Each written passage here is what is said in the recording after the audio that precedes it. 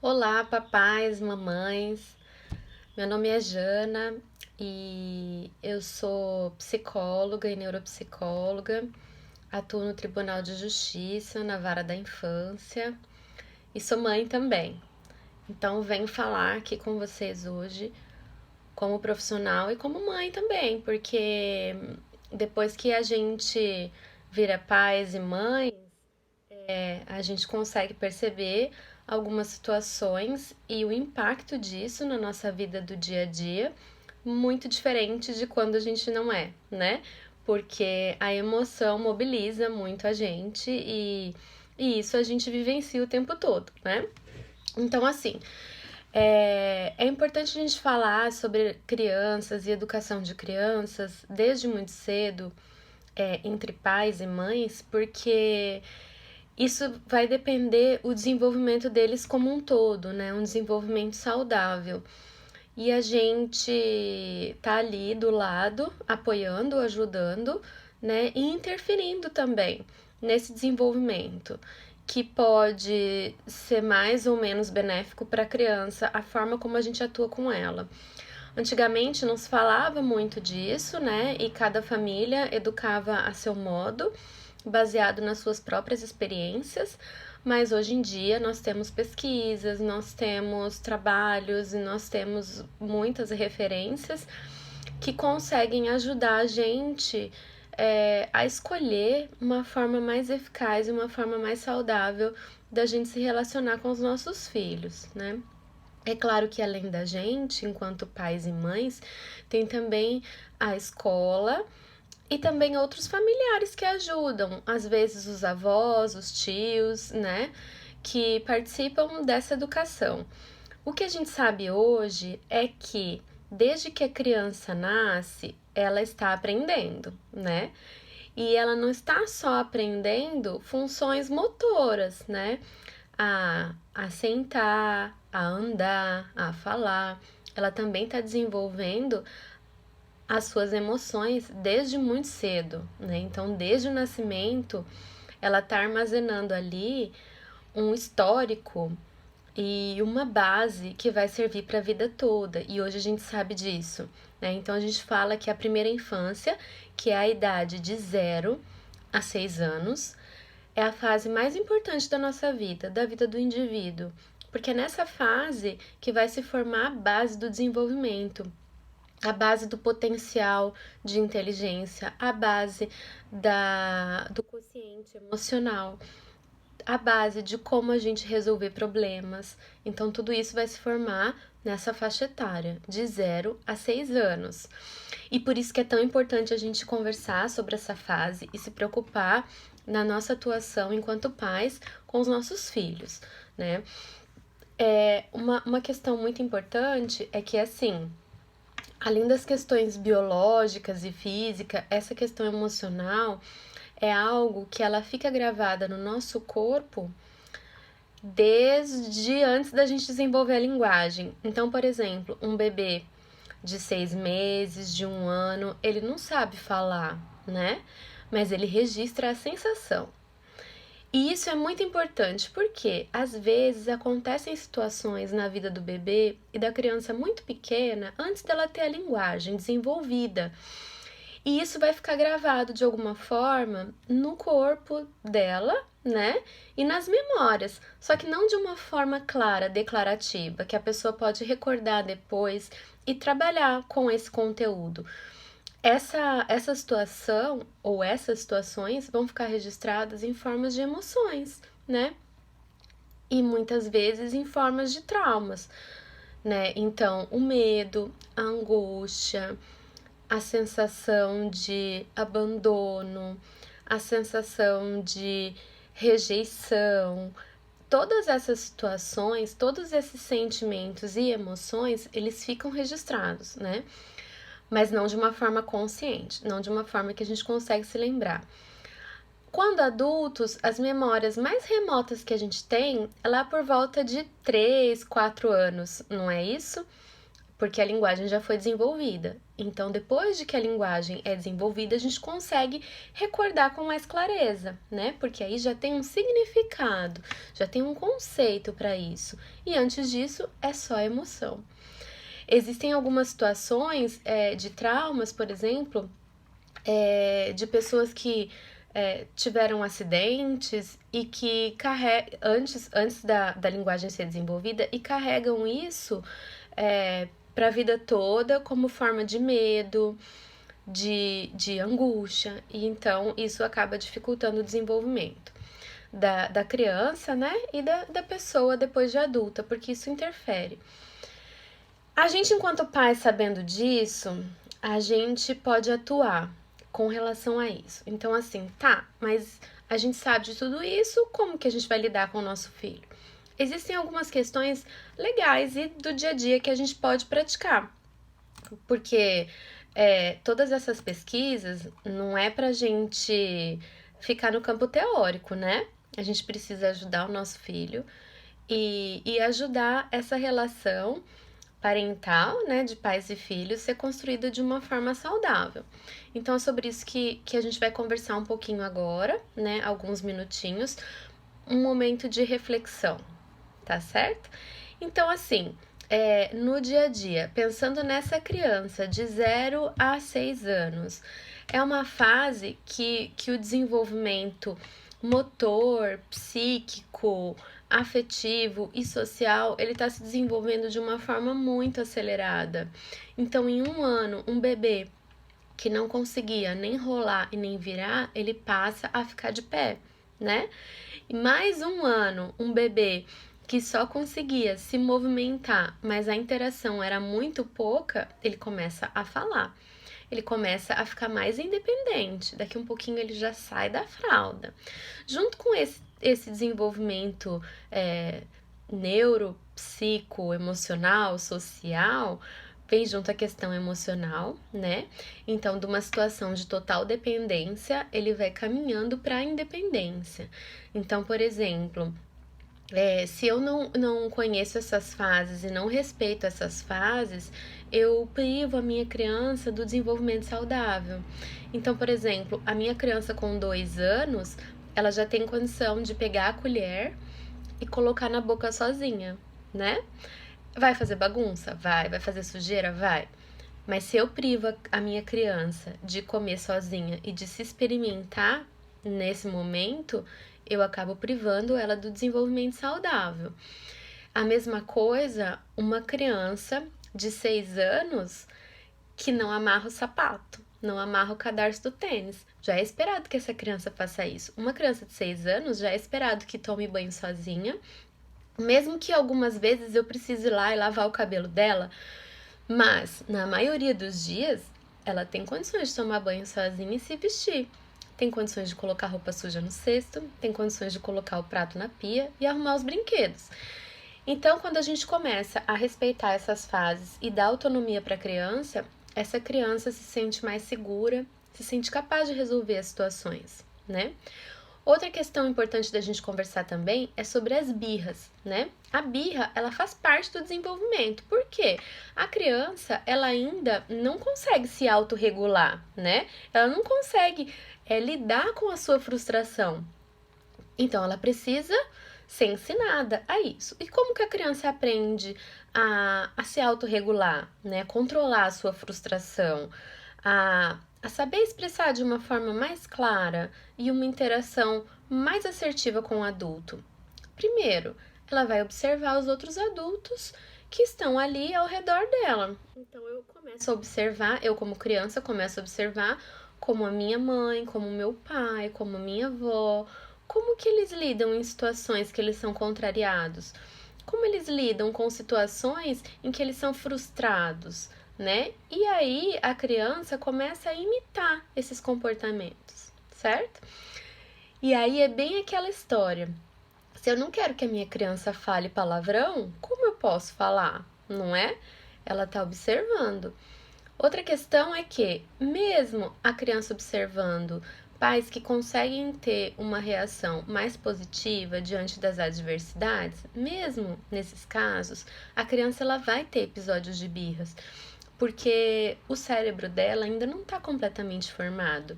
E esse sistema que é responsável pelo controle de impulso, ele só vai terminar de se formar lá no final da adolescência, né? Lá pelos 18, 19 até 21 anos, que é esse sistema de planejamento, recompensa, controle de impulsos. E ele inicia logo que a criança nasce, a formação.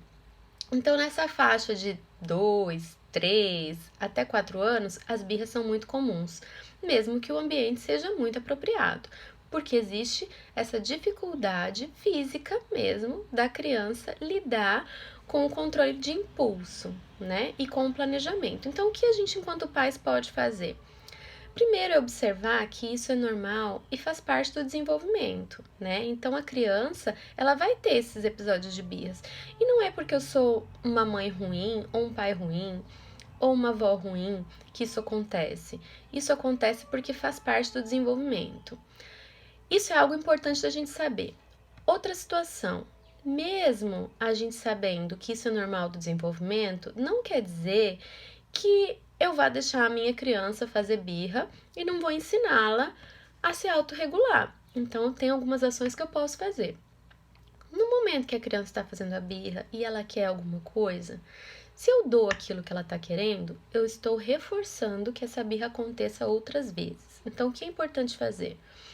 Primeiro, é importante eu me acalmar enquanto adulto, né? Ensinar essa criança a respirar, se for possível, né? Não dar aquilo que a criança está pedindo, esperar essa descarga emocional passar para eu tentar conversar com a criança, né? No momento que a criança está tendo a birra, eu não consigo conversar com ela, porque ela não consegue prestar atenção em mim. Então é importante eu esperar. Para fazer isso é um pouquinho difícil naqueles dias, principalmente que a gente não tá muito legal, ou que a gente teve um problema no trabalho, ou que a gente teve um problema com algum relacionamento. E às vezes a gente acaba tendo atitudes que, na maioria das vezes, a gente se arrepende, não é? Então, nesses momentos é importante a gente parar, pensar, respirar e refletir. E depois a gente volta para conter a criança, né? Segurar a criança para que ela não se machuque é importante. Ensinar a criança a respirar é importante. Tentar desviar a atenção da criança, né? Então, mostrar alguma outra coisa para a criança, chamar a criança para ver uma outra coisa. Isso é importante fazer. Mas não dar aquilo que a criança está pedindo no momento da birra, porque senão isso acaba reforçando de alguma forma, né? Então, essas são situações que eu só vou conseguir administrar, primeiro, se eu não me sinto atacada pela minha criança, se eu compreendo que isso faz parte do desenvolvimento e que eu tô ali para ajudar ela a lidar com a frustração, que na fase adulta são muitas. Então, a gente tem que aprender desde cedo, né, a lidar com isso.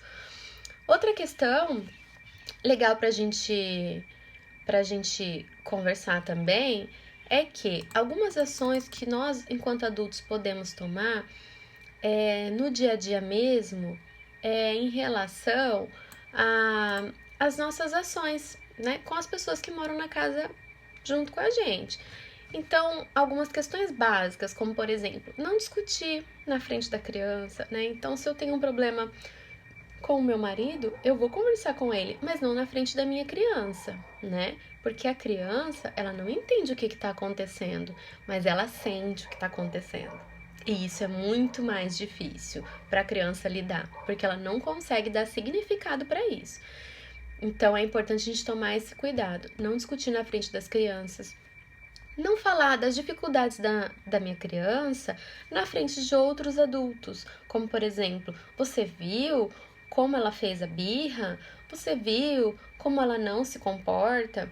Você viu como ela é mal criada? Quando eu tô falando assim, na frente da criança, a criança acredita que ela é aquilo e nada mais.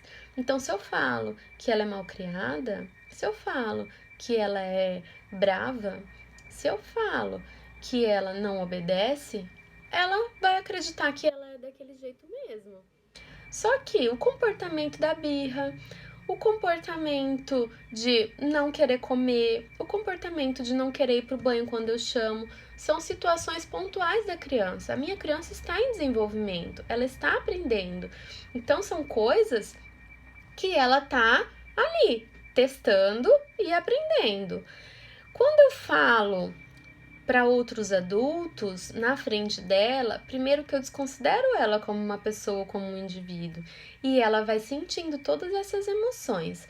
Outra questão que é importante a gente se preocupar também, na hora de repreender a criança, de não falar para a criança que ela é daquele jeito. Então, eu não posso dizer para minha criança: nossa, mas como você é brava? Nossa, mas como você não sabe obedecer? Olha só, você nunca faz nada certo. Eu não posso falar desse jeito, porque a criança tem situações pontuais que acontecem ali naquele momento.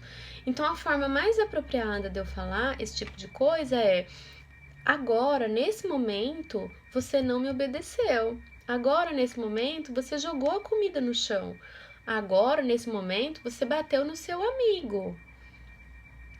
Então eu tiro aquela situação de generalização, dizer que ela é daquele jeito, e coloco de uma forma que a criança consegue entender: opa, eu fiz isso, mas eu não sou assim. E isso a gente faz até na vida adulta, né? E depois a gente pede desculpas, se arrepende e conserta aquele comportamento indesejado. Então a criança precisa aprender isso, que ela pode errar e ela pode acertar depois, mas que ela não é só aquilo, né? Ela é muito mais coisas. E aí a gente começa a perceber as qualidades da nossa criança, né? O quanto a nossa criança é alegre, o quanto a nossa criança é divertida, o quanto ela gosta de brincar, o quanto ela gosta de ajudar nas coisas da casa. Quando eu falo essas coisas positivas para a criança, a tendência dela é ter comportamentos mais positivos, né? Porque o que a criança quer nessa faixa etária é que o adulto olhe para ela e dê atenção. Se ela não consegue isso de uma forma positiva, ela vai ter um comportamento negativo para conseguir essa atenção do adulto, né? Então é muito melhor a gente separar um tempo e reconhecer as qualidades, elogiar, valorizar, ter um tempo de qualidade que eu consiga interagir, brincar com a minha criança, né? Do que eu somente parar as minhas atividades para dar uma bronca, para tentar disciplinar, né? E aí a relação fica muito ruim, a relação fica muito desgastada para todo mundo, para ambas as partes, né? Essa habilidade de ser pai, de ser mãe, de ser o cuidador principal, né, dos nossos filhos, é algo que a gente não nasce sabendo. E a nossa criança não vem com manual de instrução. Então é importante a gente sempre tentar pesquisar, se atualizar, conversar com outros pais, né? Tentar se melhorar enquanto pessoa, que a gente acaba se melhorando enquanto pais, né? E questionar também a forma que a gente foi educado, né? E tentar desenvolver maneiras mais positivas de educar nossos filhos, porque nessa idade de 0 a 6 anos, a base está sendo formada e a gente sabendo disso, a gente tem que ter um cuidado maior, né? Características na rotina são fundamentais para a criança desenvolver autonomia. Então, comer junto com a família na mesa, né? Se a criança já tem mais de 4 anos, ela já pode comer com garfo e faca.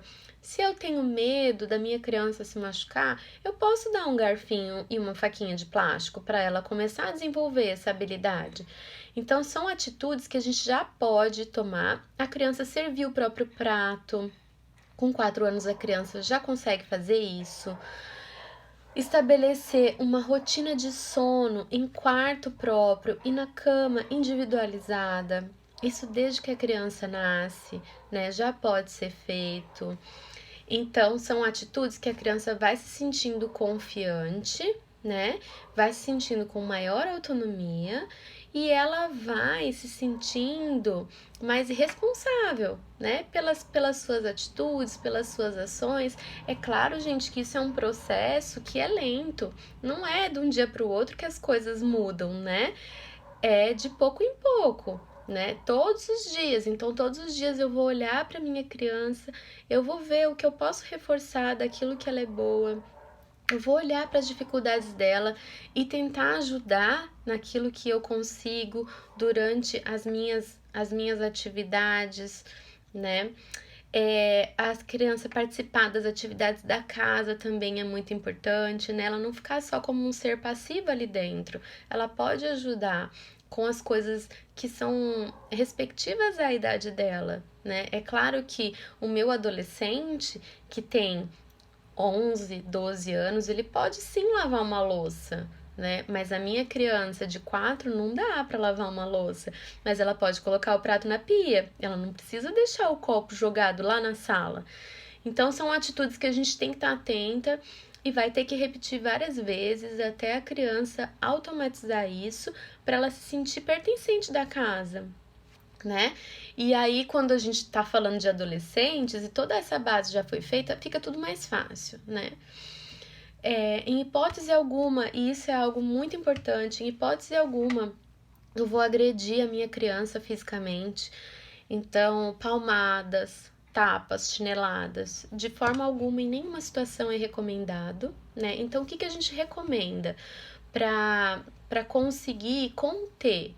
Então, se a minha criança ela tá numa crise de birra, que ela está se machucando, eu vou segurar, eu vou conter a minha criança para ela não se machucar. Se ela vier para me bater, eu vou segurar a mão dela, né, para mostrar para ela que não pode bater. Se eu bato nela, fica uma situação contraditória. Como que eu vou falar para minha criança não bater se eu estou batendo? Então eu não dou exemplo do que fazer. Então, se ela vem para me bater, eu posso segurar e conter.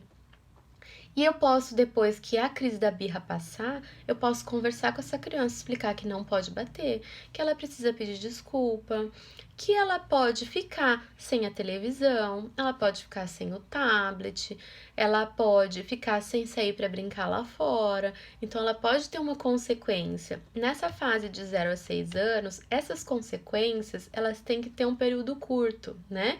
Então, ela vai ficar sem a televisão no dia de hoje, né? Então eu não posso dar uma consequência de um mês, porque depois perde todo o sentido para a criança, de 15 dias, de uma semana. É muito tempo e eu não vou conseguir cumprir. Então, as consequências que eu estabeleço com a criança, eu preciso conseguir cumprir do início ao fim, e a criança precisa entender que aqueles comportamentos são inadequados e ela vai acabar tendo perdas, né? Então, sempre conversar com a criança e retirar coisas que ela gosta da rotina dela durante um período de tempo curto, que seria no máximo um dia. E aí a criança começa a se regular. Por exemplo, se eu tô na pracinha, se eu tô no parquinho e minha criança bateu numa outra criança ou puxou o brinquedo que era da outra criança, eu posso conversar com ela, dizer que não pode fazer isso, para ela pedir desculpa se ela já tiver idade para isso, se ela já conseguir falar. Se ela conseguir falar e devolver e reparar o ato, tudo bem. Se a minha criança se negar a fazer isso, eu posso simplesmente pegar ela e avisar: olha, então nós vamos embora agora. Mesma coisa se eu tô na casa de alguém, se eu tô na casa de algum amiguinho, acontece essa situação e a criança não repara ali na hora, eu posso falar, então nós vamos embora agora e cumprir o que eu tô falando. Gente, é muito rápido. Em pouquíssimo tempo a criança já assimila essa informação e ela para de ter esses comportamentos agressivos. É claro que essa criança, ela precisa observar que em casa esses comportamentos agressivos entre os adultos também não acontecem, né? Então ninguém se bate, ninguém se xinga, porque senão ela vai tentar imitar, né? E aí é que tá a nossa responsabilidade enquanto modelos, né? Isso é muito importante, a gente se perceber, se analisar, se observar para poder ser pais melhores e mães melhores, né? É muito importante a gente, na hora que tá conversando com a criança, não gritar com a criança, tentar ter um tom de voz mais normal para que a criança consiga realmente escutar e entender o que a gente está falando, né? E não só se defender. Tem criança que não escuta, gente, que põe a mão no ouvido ou que fecha o olho e pensa em outra coisa. Então, quando a gente grita, a criança também não consegue assimilar aquilo que a gente está falando, né? E aí é sempre importante falar que eu não gostei desse comportamento que você teve, eu não gostei dessa atitude que você teve, sempre trazer para o momento, né? Não gostei disso que você fez, isso que você fez não foi legal. E aí a criança começa a ter oportunidade de ter outras atitudes, outros comportamentos, porque a gente definiu que é aquele comportamento que a gente não gostou, não é dela que a gente não gosta. Da nossa criança a gente ama, mas aquele comportamento é ruim, aquele comportamento foi ruim. E aí a gente pontuando dessa forma, a criança se sente encorajada a se melhorar, né? Ela não desanima e não continua com a mesma postura.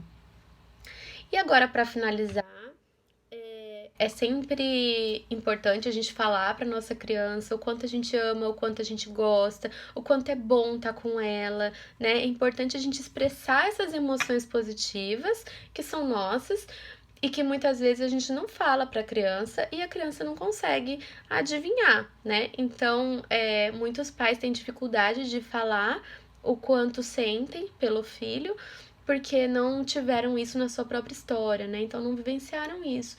Mas a gente sabendo o quanto é importante, é legal a gente conseguir se trabalhar e dizer: olha, como é bom chegar em casa e ver você, como é bom te abraçar, como eu gosto do seu cheirinho, eu amo você.